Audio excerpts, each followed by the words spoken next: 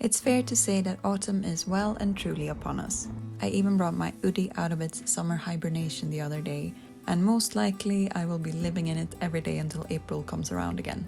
With this shift in season, I'm craving more hearty, comforting meals that are packed with mushroomy, miso-y, umami goodness. These 3 meals that I'm sharing today, I have been particularly excited about making as we're stepping into the new season. So we are going to be making spiced apples for our overnight oats, and then some creamed leeks with white beans and miso paste, and finally a gnocchi bake with broccoli and mushroom.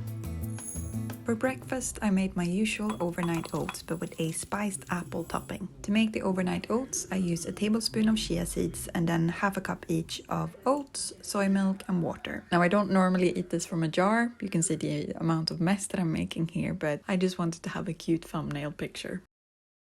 For the spiced apples, I diced up 2 apples. Now you're meant to peel them, but I am a very lazy person, and also it's just a little bit of extra fiber, so just keep it on. We will add these apples to a saucepan and then pour in a tablespoon each of agave syrup and some water, and then adding in some cinnamon and a pinch of nutmeg and salt. We'll stir these around for a couple of minutes until the apples have softened to your liking, and then just pour them on top of your oats. You can also add the optional, but in my book absolutely mandatory, drizzle of peanut butter, and breakfast is served.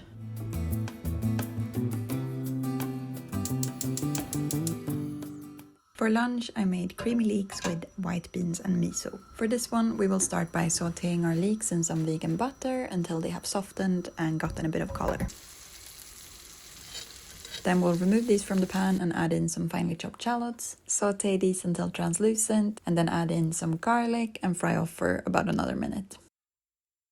To this we will add a bay leaf, our white beans and their soaking liquids, some nutritional yeast and miso paste diluted in a little bit of water. I know that the Bold Bean brand is very popular for these kind of recipes, but you can really use any canned variety. I found these glass jars in Sainsbury's for a fraction of the price, and they turned out really well. So after leaving this to simmer until it's warmed through, you can serve it with some chives and some sliced bread.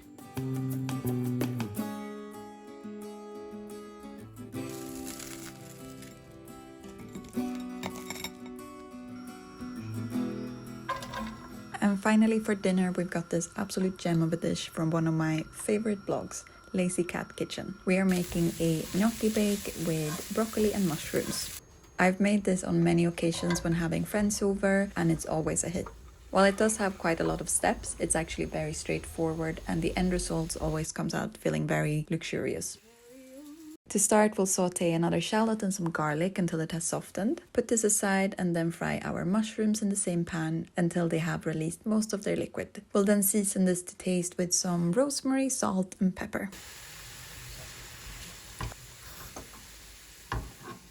Next up, we'll make a bechamel sauce. So into some hot oil, we will add some flour. I'm using chickpea because that's what I had. Stir this around until it starts to bubble, and then we'll slowly start adding in our soy milk, a little bit at a time. Once the 2 cups of soy milk are incorporated, we can add in some miso paste, garlic, mustard, nutritional yeast, and more rosemary, salt and pepper. I feel like I can never quite get this bechamel to thicken, but once you add in the remaining ingredients, it somehow always does the trick. Maybe it's the magic of the nutritional yeast. And then to assemble, we will combine everything in an oven-proof dish. So we've got the bechamel sauce, a packet of gnocchi, the shallots and garlic, the mushrooms, and then some broccoli florets. I topped this off with some cashew cheese, but you can add store-bought vegan cheese if you prefer, and then some pine nuts and breadcrumbs to sprinkle on top. We'll pop this in the oven for about 40 minutes, and for the first 15 of those, the dish should be covered with some aluminium foil.